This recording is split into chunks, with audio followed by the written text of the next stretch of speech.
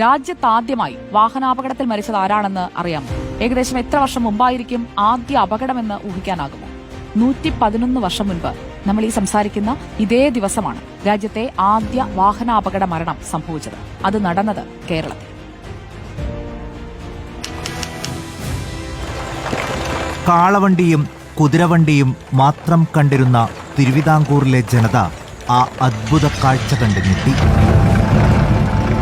ശ്രീമൂലം തിരുനാൾ മഹാരാജാവ് വിദേശത്തു നിന്നും ഇറക്കുമതി ചെയ്ത 4 ടയറുകളുള്ള ഇരുമ്പുവണ്ടി തിരുവിതാംകൂറിൽ ചീറിപ്പാഞ്ഞു തുടങ്ങി. ഇതുകണ്ട ആധുനിക മലയാള ഭാഷയുടെ ശില്പിയായ കേരളവർമ്മക്കോയി തമ്പുരാന് ഒരു ആഗ്രഹം. വൈക്കം ക്ഷേത്രത്തിൽ ദർശനം നടത്താൻ കാറിൽ പോയാലെന്താ?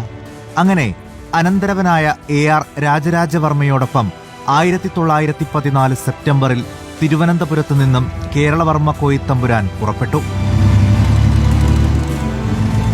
ക്ഷേത്രദർശനവും ഹരിപ്പാട് കൊട്ടാരത്തിലെ 2 ദിവസത്തെ താമസവും കഴിഞ്ഞ് സെപ്റ്റംബർ 20-നായിരുന്നു മടക്കയാത്ര. കാർ കായംകുളത്തെ കുറ്റിത്തെരുവിലെത്തിയപ്പോൾ ഒരു നായ പുറകെ ചാടി. നിയന്ത്രണം വിട്ട കാർ മറിഞ്ഞ് വലിയ കോയിത്തമ്പുരാന് ഗുരുതരമായി പരിക്കേറ്റു. സഹയാത്രികൻ AR രാജരാജവർമ്മ പരിക്കേൽക്കാതെ രക്ഷപ്പെട്ടു. 2 ദിവസം ചികിത്സയിൽ തുടർന്നെങ്കിലും സെപ്റ്റംബർ 22-ന് വലിയ കോയിത്തമ്പുരാൻ ലോകത്തോട് വിട പറഞ്ഞു. രാജ്യചരിത്രത്തിൽ ആ വിയോഗം ഒരു അടയാളമായി. ഇന്ത്യയിലെ ആദ്യത്തെ വാഹനാപകടം മൂലമുള്ള മരണം. ആ ദുരന്ത ചരിത്രത്തിനിന്ന് 111 വർഷം പൂർത്തിയാകുന്നു. Research desk reporter.